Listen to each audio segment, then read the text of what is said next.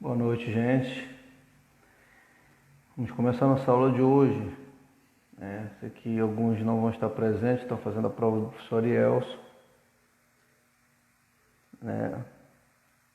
Mas, independente disso, eu vou gravar. Boa noite, Andrei. Gravar nossa aula, né? À medida que eles forem terminando a prova, eles vão entrando, a gente vai compartilhando nosso assunto, ok? Lembrando que a nossa avaliação também já está se aproximando, né? Tudo indica que seja agora, até no máximo dias 3, dia 4, por aí assim, né? A gente vai começar a fazer nossa avaliação também. Por aí assim, provavelmente no dia 3, né? A nossa avaliação, já para aproveitar as nossas 2 aulas que a gente tem nesse horário, certo?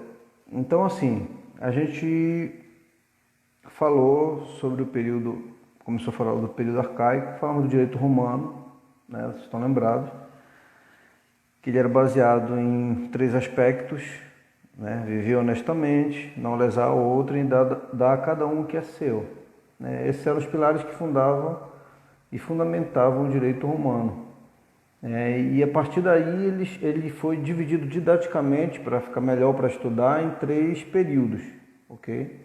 Período arcaico, período clássico, período pós-clássico, né? A gente viu que o período arcaico ele tinha como centro a família, né? O poder patriarcal, né?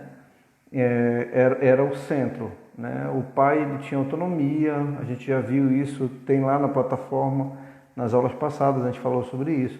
Poder para decidir tudo que ele, inclusive sobre a venda dos próprios filhos, sobre a morte de um filho que nascesse com alguma deformidade.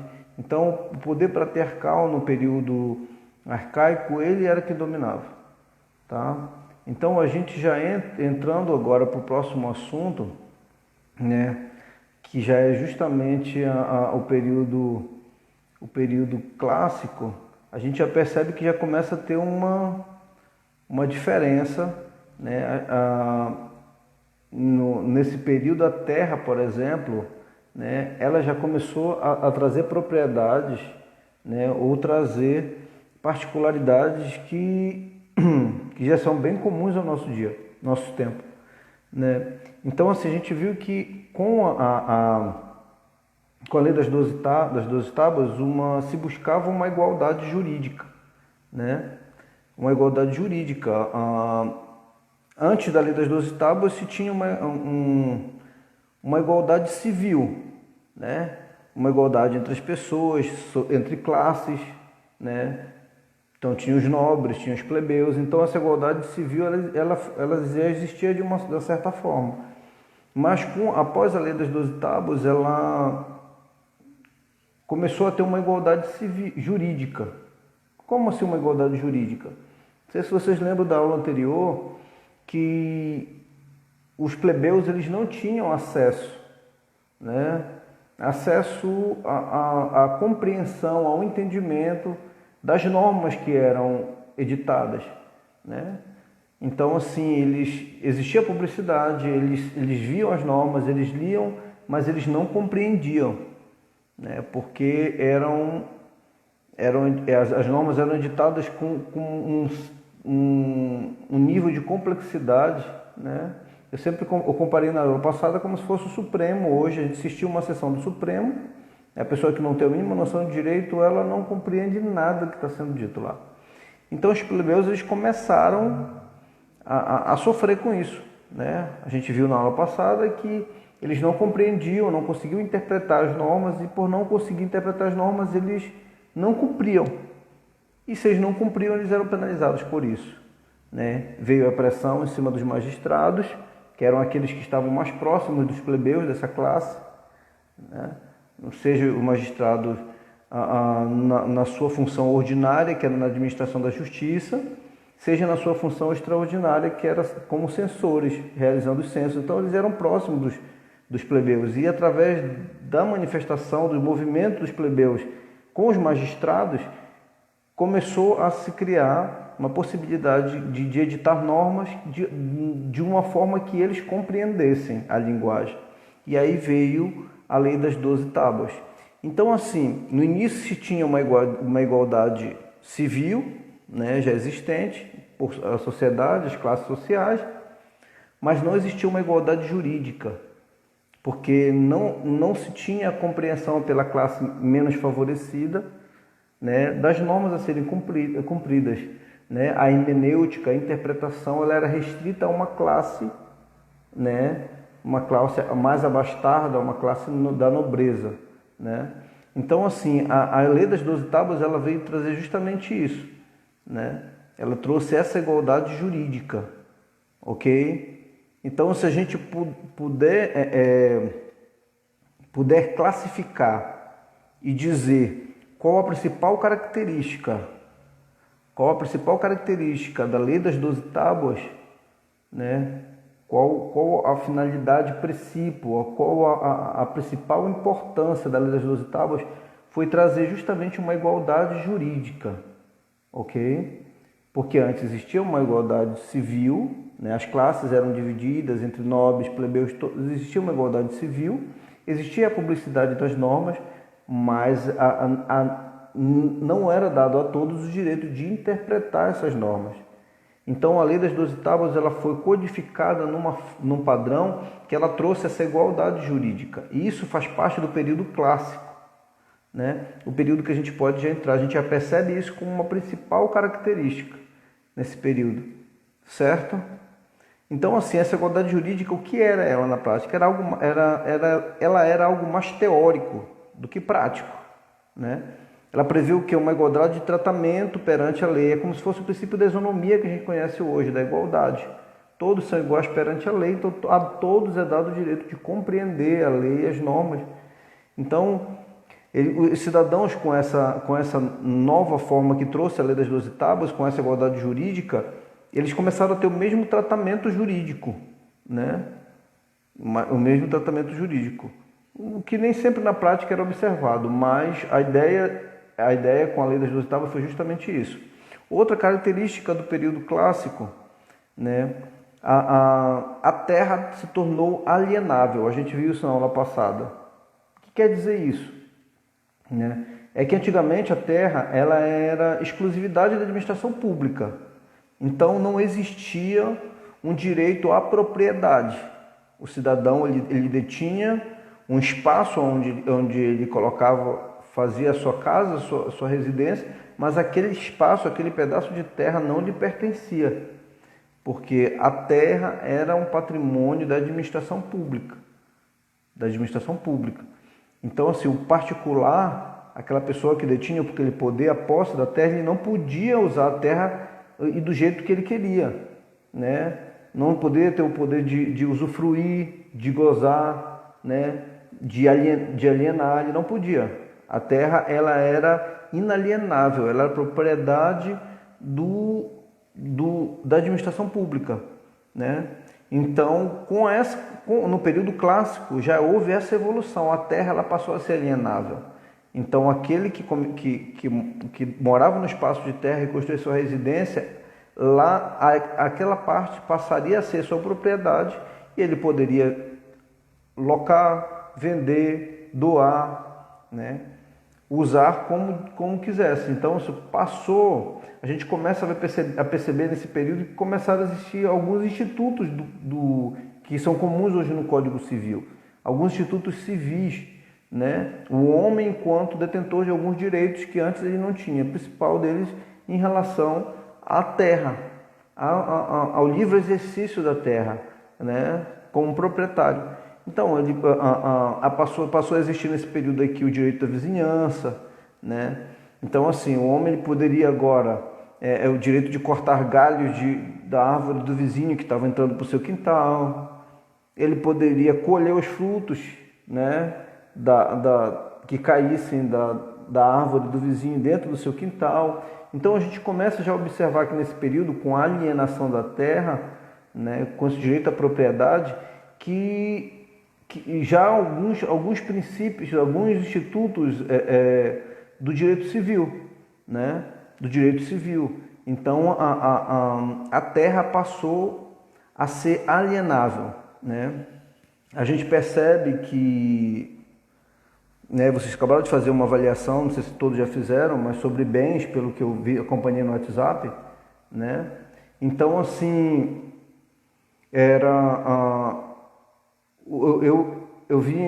acabei de chegar de viagem, estava para Dom Eliseu, fui fazer uma ação de divórcio lá.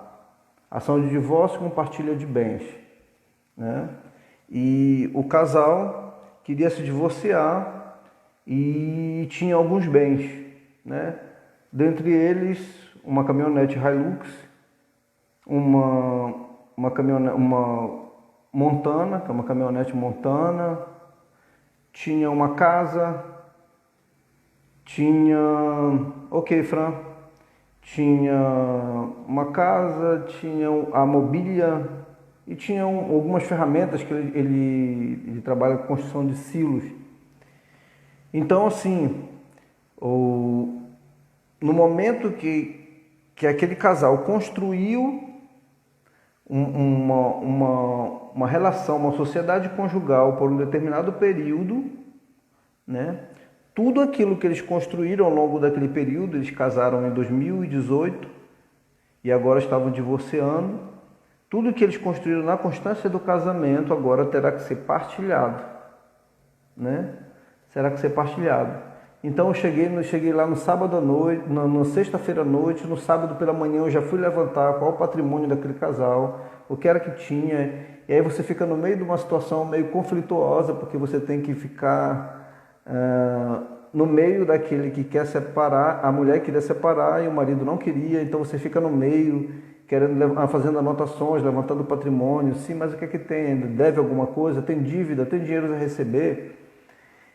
E aí você vai para poder... E eu passei a noite, a madrugada no sábado, confeccionando a petição, né?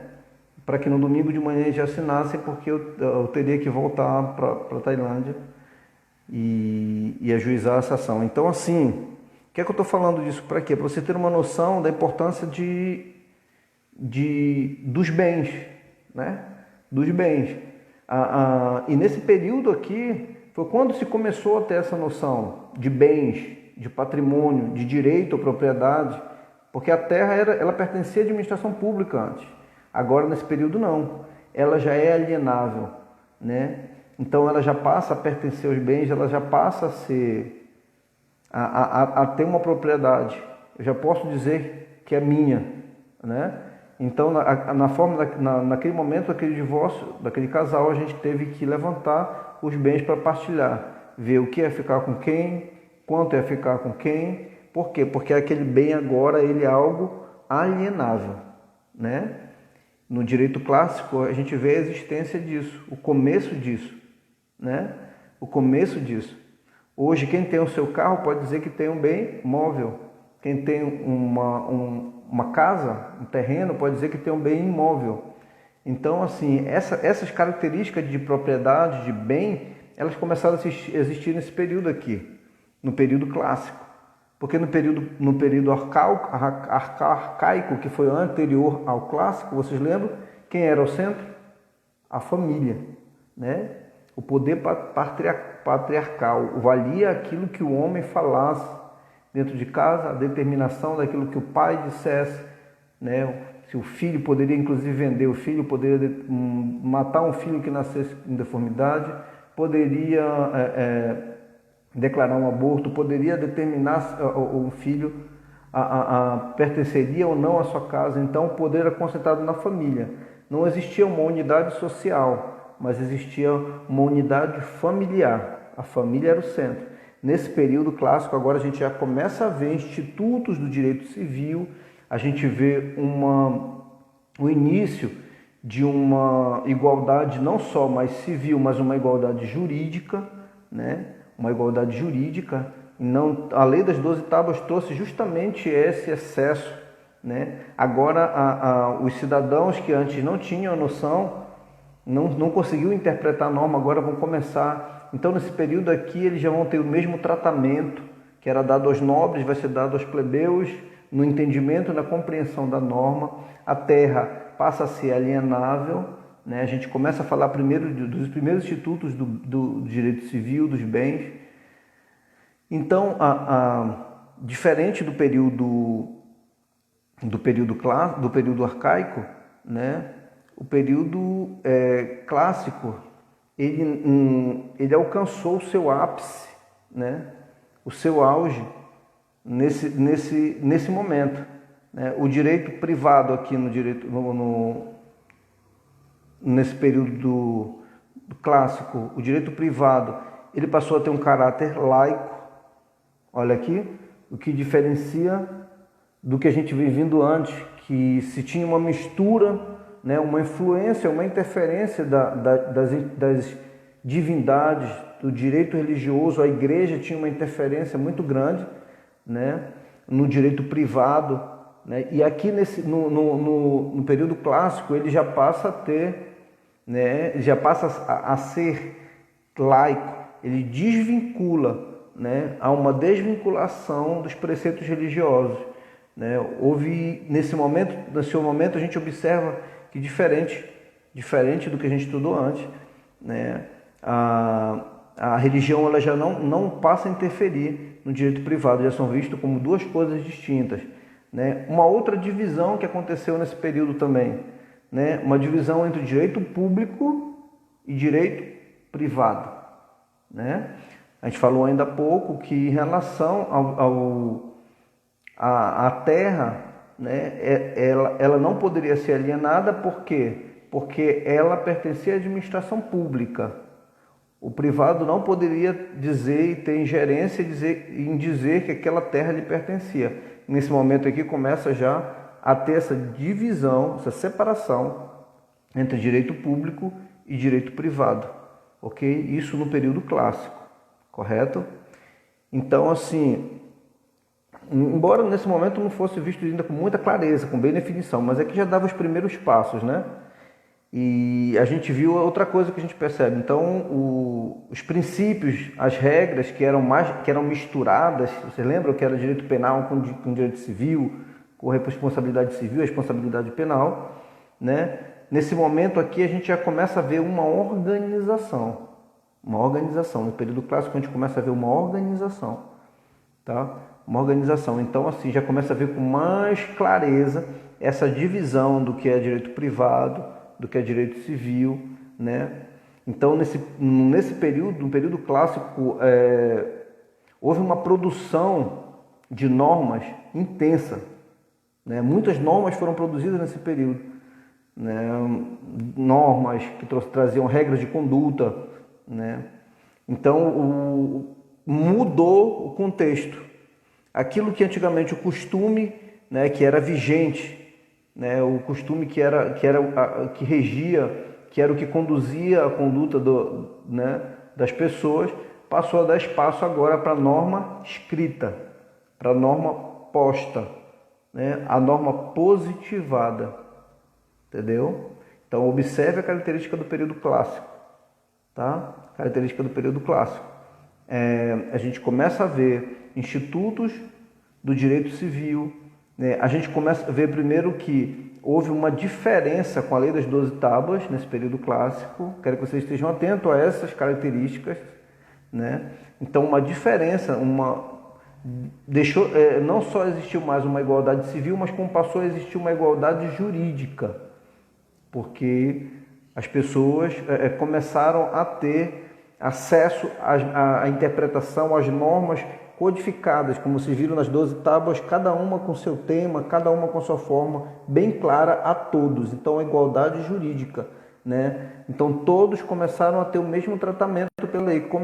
A lei começou a ser de forma igual para todos os cidadãos, certo? A terra passou a ser alienável, né? Então, o homem já começou a ter o direito à propriedade. A gente já vê aqui, a gente já começa a observar institutos, né, originários, iniciais do direito civil. A gente já começa a perceber que nesse período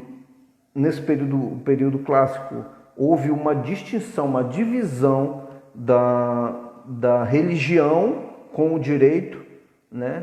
Então, tirou-se do direito, separou os preceitos religiosos, né? E essa divisão originou dois ramos do direito, o direito público e o direito privado, ok? De uma forma bem mais clara, a gente observa esses dois ramos do direito. Deixou de ter aqui aquela mistura que tinha antes de normas, era norma de penal, civil, responsabilidade civil, responsabilidade penal.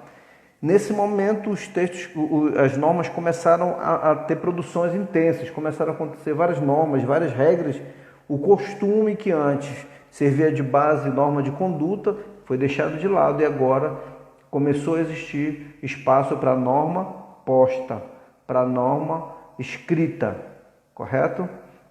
Então, a característica desse período de construção, de elaboração de normas, se deve justamente à relevância, né? A relevância da função dos pretores e dos jurisconsultos.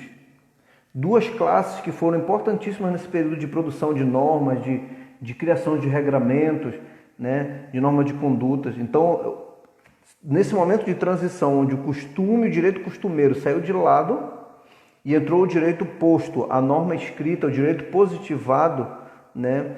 Ganhou-se relevância a função dessas duas classes, dos pretores e dos jurisconsultos, né? Então, o que eram os pretores, né? Os pretores eram bem parecidos com os magistrados daquela época, né? Da Grécia. Os magistrados faziam o que naquele período? Administração da justiça, né? Administrava a justiça, organizava a jurisdição, não julgavam. Os pretores eles exerciam basicamente as mesmas funções de administração da justiça como os magistrados gregos faziam, certo? E então, assim, nessa primeira fase do direito romano, né, a forma com que os pretores criavam as normas era através dos chamados edicta, tá? Edicta, que eram essas publicações que os pretores assumiam como forma de publicar a administração da justiça, daquele período que eles estariam gerindo, que eles estariam à frente. Então, através dos edictas, eu acredito que seja uma espécie de editais, né? Edital, publicavam aquilo e era do conhecimento de todos. Então, os pretores existiam essa função de publicar as normas, de criar normas através dos edictas, dos editais, de normas rotineiras e periódicas, né? Que eles faziam. Qual era o objeto dessas normas? Eram divulgar normas que falassem a respeito da administração da justiça, como se dá a gestão dos pretores naquele período, né? O que eles iam fazer, como as coisas iam acontecer. Então, assim, apesar de serem normas da administração da justiça, né, e não regras de direito material naquele período, né, essas normas elas começaram a ganhar relevância, né, ganhar corpo com o passar do tempo, porque os pretores eles ingressavam, né, os pretores que ingressavam nesse período das suas gestões, eles acabavam aproveitando parte das regras estabelecidas pelos pretores anteriores. Então, aquilo que os pretores, aqueles edictas que eles publicavam, dizendo como ia ser as normas no período das suas gestões, quando terminava a sua gestão, o período que eles estavam ali, os novos que ingressavam, os novos pretores, eles já se utilizavam daquelas normas, né? E a partir dali construíam as suas próprias normas, né? Então isso contribuía significativamente, né, para a sedimentação, para a consolidação como normas procedimentais. É como se fosse um regimento interno, né? Imagine um regimento interno, né, que está lá, e aí os pretores primeiros vieram construir aquele regimento de acordo com a sua visão, de acordo com as suas pautas de gestão, e aí em seguida eles saem, terminam a sua gestão e os outros vêm e conforme o seu tempo, a evolução, a forma de conduzir a gestão, altera aquilo que precisa ser alterado. Ou seja, aquelas normas assim elas vão sendo consolidadas, vão sendo codificadas. Então esses edictas eles não se perdiam, né? Eles começaram depois a se consolidar enquanto normas procedimentais da administração da justiça. Tá? Isso era competência dos pretores. né? Outra figura relevante foram a dos jurisconsultos, né? Que aí sim eles já eram mais técnicos, os jurisconsultos já eram técnicos, estudiosos, né?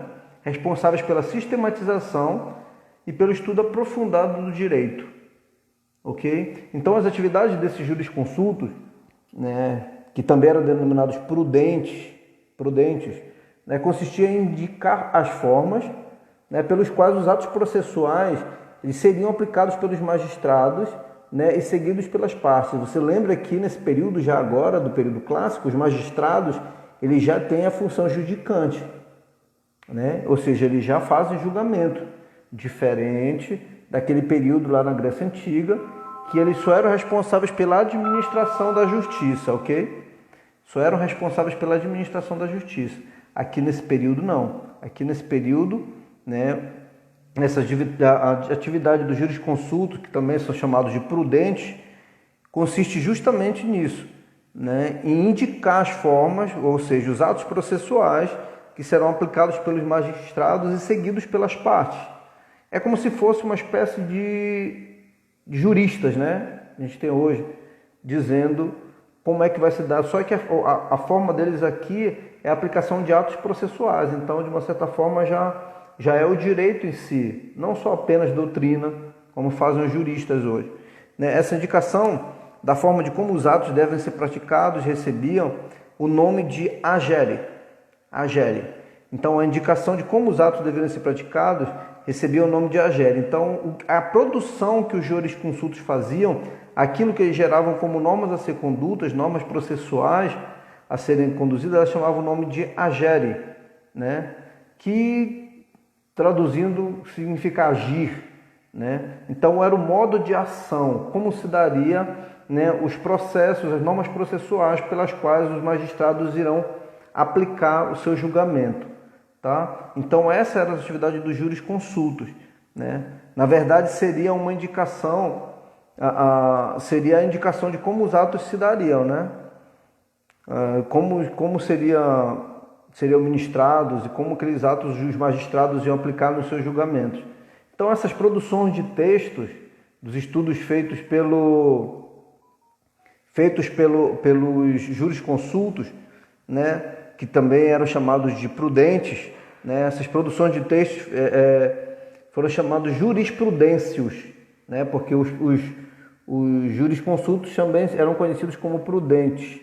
Então, essas produções de textos feitos jurisprudêncios ou jurisconsultos, assim que eles eram conhecidos, passou a ser chamado, né, posteriormente, nos nossos dias, de jurisprudência, ok? De jurisprudência. Então, daqui a gente percebe a origem do termo, né? O termo jurisprudência na época, só que a diferença da época era que ele não se referia ao que nós conhecemos hoje, né? Hoje o que é o significado de jurisprudência? São reiterações de decisões dos tribunais, né? Então, assim, nessa época que não, eram textos, eram normas, né, trazendo procedimentos, normas determinando normas procedimentais, normas processuais que os magistrados teriam que seguir. Mas hoje a jurisprudência, o que vem dessa época, jurisconsulta, os prudêncios, que eram jurisprudências ou jurisconsultos, que hoje a gente conhece como jurisprudência, nos nossos dias ela é a aplicação de normas que foram uniformizadas por conta de serem reiteradas, decisões reiteradas dos tribunais. Então, naquela época, a jurisprudência, para fixar bem na mente, jurisprudência, era uma fonte de direito relacionada a procedimentos a serem adotados pelas partes e pelos magistrados, tá? É diferente da jurisprudência que a gente conhece hoje, tá? Então, eram normas procedimentais e processuais adotadas pelas partes e pelos magistrados durante o julgamento, tá? Como se fosse um direito processual. A atividade do jurisprudência e dos jurisconsultos, né, ou dos jurisconsultos, que era a mesma coisa, né, assim, foi a parte mais marcante, né, mais representativa dessa segunda etapa do direito, denominada etapa clássica, ou período clássico do direito.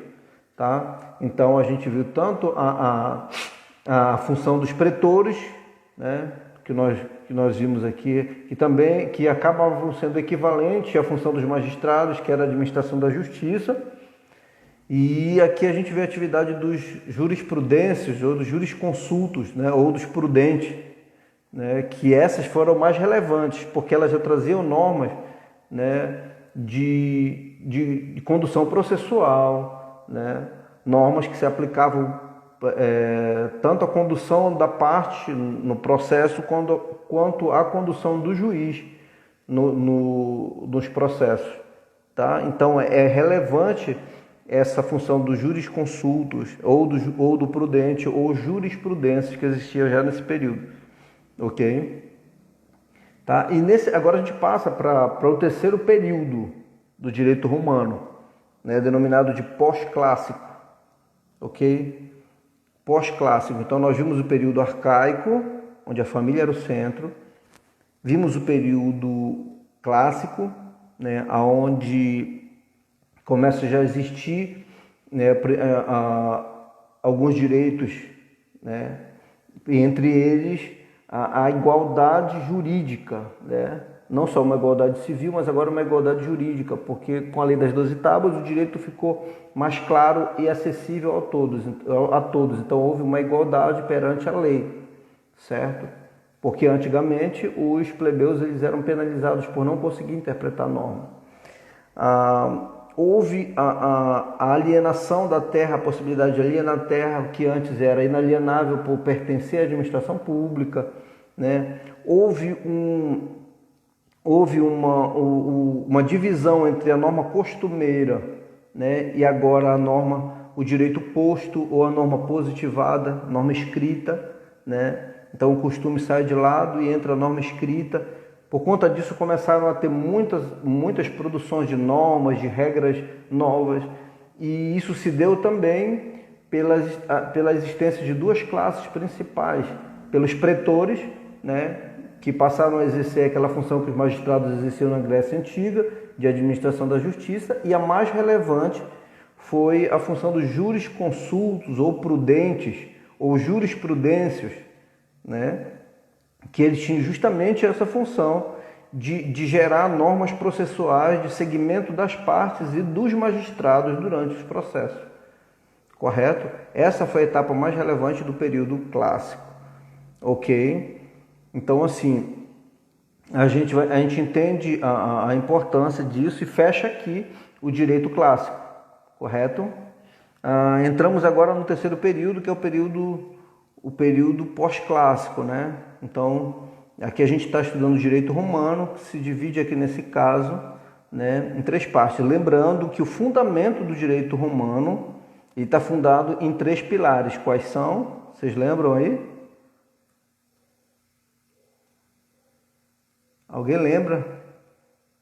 O direito romano ele está dividido didaticamente em três períodos. Ele está dividido no período arcaico, período clássico e período pós-clássico. Mas os pilares, a fundação do direito romano, né, ele está fundado em três aspectos. Quais são? Viver honestamente, não lesar a outrem e dar a cada um o que é seu. Esses são os três aspectos que fundamentam o direito romano, correto? E didaticamente ele está dividido em três etapas ou três períodos. São período arcaico, período clássico e período pós-clássico. Período arcaico, a família é o centro, o poder patriarcal está no centro. No período clássico, a gente viu ainda há pouco que começa uma evolução maior, começa a haver uma igualdade, né, entre as normas, uma igualdade na interpretação das normas, não só mais uma igualdade civil, mas agora uma igualdade jurídica, né? Começou a haver uma produção maior de normas, de regramento, né? A terra passou a ser alienável, então a gente começa a ver os primeiros institutos de direito civil, e por conta dessa produção, isso se deu muito porque pela figura de duas classes, os pretores e os jurisconsultos. Os pretores exerciam praticamente as mesmas características dos magistrados, que era a administração da justiça, e os pretores que tinham a função relevante. A função dos pretores tinha relevante, que era justamente de ditar as normas processuais, né? As normas processuais que definiam como as partes e como os juízes iriam se portar ante o processo, correto? Outra característica que a gente viu também, o direito ele passou a ser laico nesse período, então deixou de ter interferência do direito religioso, né? Houve uma divisão em direito público e direito privado, então isso já ficou de uma forma bem mais clara, né? A divisão entre esses dois ramos, né? A norma deixou de ser costumeira e passou a existir uma norma posta ou positivada, correto? Então a gente entra para esse terceiro agora, período do direito romano, que é o período pós-clássico, né? A gente vai iniciar isso nessa aula e eu vou pedir liberação para vocês, para poder parar às 10 horas, porque eu cheguei de viagem e estou meio estourado. Legal? E vocês também fizeram uma avaliação aí com o professor. Eu estou preparando a nossa avaliação para o dia 3, viu? Nossa primeira avaliação agora para o dia 3 de junho. Vai ser o dia na quarta-feira, quando nós teremos 2 aulas. Então eu estou preparando o material para colocar para vocês na plataforma, já com toda as informações, desde dos povos ágrafos, já tem lá, mas eu estou organizando todo o material com todos esses apontamentos para que vocês se preparem para a gente fazer a nossa avaliação, ok? Até essa parte vindo dos povos ágrafos até o final, né, desse período de pós-clássico, perfeito? Então assim, a gente entra nesse período agora, no terceiro período de direito romano, que é o pós-clássico, ok? Esse período ele foi iniciado por Diocleciano, né? Que foi justamente, né, que se entende até o período Justiniano I. Então a gente está falando aqui de imperadores de Roma, né? Então ele foi iniciado com Diocleciano, né, que foi imperador de Roma, né, e se estende até o Império de Justiniano I, ok? Então Justiniano ele foi um imperador muito ambicioso, né? Porém ele era muito inteligente. A gente vai ver aqui algumas características, né, desse período. Deixa eu ver com vocês bem aqui para a gente organizar. Foi um período que já trouxe também uma produção de normas muito maior, né, do que o período arcaico, né, que se focava praticamente no período patriarcal, no poder patriarcal. Então, assim, ele foi iniciado no ano 305, né? E assim, ele já traz uma característica, né? Já diferenciando pelas fontes.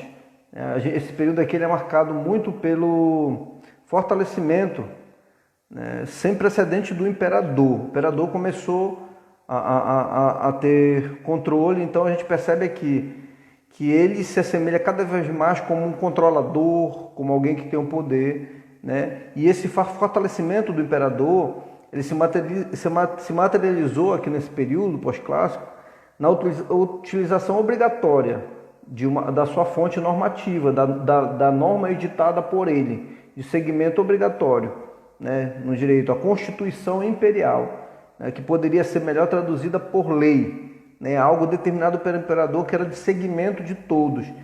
Então, assim, em outras palavras, o imperador ele determinava que os pretores, você lembra da figura dos pretores, aqueles que, né, que exerciam a função de administrador da justiça, né, eles determinavam, o imperador determinava que os pretores utilizassem apenas as constituições para julgar os conflitos, né? Estando proibido aqui nesse período pós-clássico de julgarem conforme costumes e conforme as leis arcaicas, ou a doutrina ou os editos. Então vocês lembram que os pretores eles criavam normas através dos editos, né, dos edictas, que era justamente aquelas normas que definiam o período da gestão deles e que os outros pretores também seguiam. Só que com o Império de Justiniano, né, ele determinou que apenas a norma editada por ele, pelo imperador, as constituições editadas por ele, fosse de seguimento. Não mais os costumes, não mais as leis arcaicas, não mais a doutrina e não mais os editos, né? Ou seja, com isso, o único direito que restou aqui nesse período foi o chamado ius extraordinarium. Era assim que era conhecida, ius extraordinarium. Ou seja, o poder extraordinário do imperador. Todos os demais do período clássico desapareceram, né, ou foram incorporados por ele. Tá? Então, assim, nesse período, isso reflete os ideais, umas ideias jurídicas, né, assim, diferenciadas. Né? Surge nesse período uma ideologia legalista, né, ou seja, baseada na noção de que lei, né, no caso a Constituição Imperial, que era a lei do imperador, é a única fonte de direito. Entendeu? Ou seja, concentrou, nesse período pós-clássico. Você lembra que no período clássico houve uma difusão, uma criação de normas, né? Através dos jurisconsultos foram a figura principal nessa produção de normas. Já nesse período aqui não. Há uma norma a ser seguida, uma única norma a ser seguida, que é a Constituição do Império, né? E ela tem que ser observada por todos. O direito é visto como um conjunto de normas derivadas dessa Constituição. A Constituição, que determina que tem que ser, e tudo que deriva dela é o que tem que ser seguido, o resto não mais. Né? Então, assim, nesse período, por conta disso, né, decorre um novo papel da ciência jurídica, ela muda de figura. Né? Ou seja, os doutrinadores daquela época transformaram-se em estudiosos das Constituições. Não se havia mais uma produção, eles não mais produziam normas, mas agora eles passaram a estudar as constituições que eram criadas pelo imperador. Então, assim como hoje as faculdades de direito ensinam o significado das leis, né, que a gente aprende, naquele momento os estudiosos queriam conhecer a melhor interpretação das constituições imperiais. Né? O doutrinador, portanto, não descobre mais o direito na sociedade, mas apenas interpreta a lei. Então, nesse período pós-clássico, a gente observa isso. Né? Aquela produção de norma do período clássico, aquelas produções de regras, aqueles estudos através dos jurisconsultos que criavam normas, elas deixaram de existir. Passou a deixar de lado os costumes, né? As regras do período arcaico, do período clássico, e se criou o imperador criou a sua própria Constituição, que era a única fonte de direito. Então, os doutrinadores, aqueles estudiosos do direito, eles pararam de criar normas, né? E agora eles passaram a ser estudiosos dessas constituições imperiais, né? Que eram as únicas regras a ser seguidas. Então, assim como a nossa regra, como a gente hoje estuda na faculdade de Direito, né? Que a gente aprendeu o significado das leis, a gente aprende isso no curso. Naquele momento, eles também queriam conhecer e interpretar as constituições imperiais. Então, o doutrinador ele não descobre mais o direito nesse período pós-clássico, mas ele apenas interpreta as leis, que eram constituições imperiais. Né? Então, nesse período, outra característica do período pós-clássico, né? A escravidão nesse período persistia também. Né? Durante o período a cidade romana, a cidadania romana, ela seria ampliada no seu limite máximo nesse período pós-clássico, sendo concedida a todos os habitantes do império, né? Com o ius extraordinário que a gente viu, que era a norma editada pelo imperador, né? Eliminando o ius civile, ou seja, a norma civil, ela foi eliminada e passou agora a prevalecer o ius extraordinário, o poder do imperador para constituir normas. Então, nesse sentido aqui, as pessoas elas eram nascidas em Roma e eram em Roma e fora de Roma, tinha que haver uma distinção, uma separação, né? Uma determinação. Assim, as regras do imperador, elas aplicavam-se, não havia, quer dizer, essa distinção, elas se aplicavam a todos, né? Que passassem a ter os mesmos direitos. Então, assim, aqui não se fazia uma distinção de quem era romano e de quem morava fora de Roma, né, a determinação do imperador ela se aplicava a todos de forma igual, né? Então, assim, esse período, para a gente já finalizar por aqui, né, esse período do processo do período pós-clássico, ele apresenta algumas mudanças significativas, né? Embora se inicie ao chamamento do processo, né? Agora a gente passa nesse momento a processar e julgar o conflito, né? O pretor ele passa agora a julgar o conflito, a processar e julgar o conflito, né? Então hoje a gente dá nome para isso de que o juiz, né? O juiz é a figura parecida com a do pretor nessa época do período pós-clássico, né? Ele justamente ele sai daquela figura de quem cria normas, de quem edicta normas, né? Para a figura agora uma equivalente ao juiz, né? Ou seja, ele passa agora a julgar conflitos. É uma outra diferença do pós-clássico, né? Então, assim, o fortalecimento do imperador nesse período pós-clássico, a gente vai pormenorizar isso melhor na próxima aula, tá? O fortalecimento do imperador ele traz algumas novidades, entre elas quais? A execução, né, que era privada e agora se torna estatal, ou seja, o poder na mão do imperador, né? A parte vencedora da lide nesse período do pós-clássico, ela precisa pedir ao pretor para que force a outra parte ao cumprimento da sentença, não podendo agir por conta própria. Então, nesse período aqui, a gente vê o seguinte, a gente vê que começa a existir a execução de uma norma, da execução da lide. Como assim? Tem um primeiro processo de conhecimento, né? Primeiro processo de conhecimento, alguém ajuiza uma ação, leva aos pretores, que era a espécie de juiz na época, como se fosse uma petição inicial, leva a causa para ele vai, analisa tudo, julga, ao final levanta as provas, julga, né? Ao final ele sentencia, o pretor sentencia, quando ele sentencia, a sentença dele não é de cumprimento imediato, ela precisa ser provocada pela outra parte, precisa ser executada. Então eu peço ao juiz para que ele execute aquela sentença. É igual hoje acontece, né? Hoje é assim, o juiz ele sentencia o processo, mas em alguns casos, por exemplo, ela não é de cumprimento imediato. A sentença do juiz ela tem que ser executada. Por exemplo, uma penhora de um bem, né? Uma pessoa está me devendo algo, ele não tem que pagar, eu vou penhorar um carro dele. Tá, o juiz sentenciou, penhore-se o bem e tal. Só que esse processo de penhora, ele só vai existir depois que iniciar a fase de execução do processo. Então, assim, nesse período aqui, essa fase de execução, ela começou a existir, né? Foi aqui que nasceu esse período, ou seja, ela era privada, agora se torna estatal, ou seja, a parte vencedora da lide, quem ganha a causa, ela precisa pedir ao pretor, que é a figura do juiz hoje, né, para que ele force a outra parte a cumprir a sentença, né? Ele não pode agir por conta própria, ele tem que forçar, obrigar, através de um processo de execução, a que a outra parte cumpra. Então isso já começa a existir nesse período aqui, e até hoje se mantém nos processos, principalmente aquele de obrigação, né? Obrigação de fazer, obrigação de dar. Outra coisa nesse período, uma segunda característica, para a gente finalizar, consolida-se um sistema recursal, né? Então, surgindo juízes de segundo grau, com a incumbência de garantir que os juízes de primeiro grau apliquem as constituições imperiais conforme a vontade do imperador.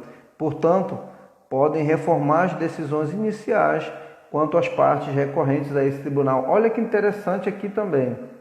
Cara, interessantíssimo. O direito romano é o berço do direito que a gente vive hoje. Olha para você ver aqui, execução existiu nesse período e sistema recursal. Segundo grau de jurisdição. Já pensou? Olha a intenção. Qual foi a intenção quando se criou um segundo grau de jurisdição?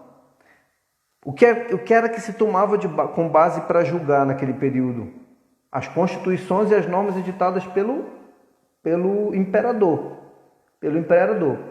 Então, o pretor ia julgar aqui em primeiro grau, é julgar em primeiro grau a norma que o imperador tinha determinado, como o imperador determinou na norma dele, na Constituição dele, né? E aí ele julgava, determinava a sentença. Se não tivesse de acordo com a norma que foi editada pelo imperador, o segundo grau foi criado justamente com essa função de que se assegurasse o cumprimento da norma editada pelo imperador. Olha aí qual foi a intenção. Não era só para se prevalecer o direito da parte, mas era para fazer prevalecer o direito da norma editada, o cumprimento da norma editada pelo imperador. Então se criou um segundo grau, uma jurisdição recursal de segundo grau, onde ficavam os juízes para assegurar o cumprimento da norma de acordo com da sentença, de acordo com a Constituição, as normas editadas pelo imperador, né? Então, assim, muito rico, cara, muito rico o direito romano, né? A gente percebe nessa fase pós-clássica, né, que são elementos que eles batem, que se assemelham ao nosso direito contemporâneo, né? Então, assim, a gente percebe que aonde veio a origem, a gente percebe no direito romano, aonde o nosso direito foi beber, que é justamente nessa fonte, de lá originou, né? Então, a gente vai concluir aqui e na próxima aula a gente vai pormenorizar esses institutos e deixar de uma forma bem natural, e eu quero que seja bem interativa a distinção do período arcaico, do período clássico e do período pós-clássico. Ok? Eu estou preparando o material de todo esse período, desde os povos ágrafos até aqui, para postar para vocês na plataforma, né? Para que a gente venha fazer a nossa avaliação com base nesse conteúdo, ok? A nossa primeira avaliação. E a nossa segunda avaliação ela já vai entrar já no período da história do direito brasileiro, certo? Direito brasileiro, né? Então a gente vê aqui dos povos ágrafos, do início da escrita, de todos os códigos que a gente viu, Hammurabi, Nuna, né? Código de Unamu, tudo aquilo, tá? Lei de Drácula, lei de Solon. Aí entramos na Grécia, né? Nesse período da Grécia, entramos no direito romano, a lei das 12 tábuas, chegamos no período arcaico, no período clássico e no período pós-clássico. Matamos bem aqui, vamos fazer nossa primeira avaliação. E aí a gente vai adentrar a história do direito brasileiro, ok? E aí a gente vai, com essa história do direito brasileiro, a gente vai fazer a nossa segunda avaliação, tá? Que já vai ser lá para o final de junho. Final de junho, início de julho. Perfeito? Obrigado pela companhia de vocês. Estou um pouco cansado, mas deu para rolar essa aula e a gente vai pormenorizar isso na próxima aula. Obrigado, um abraço a todos. Que Deus abençoe vocês.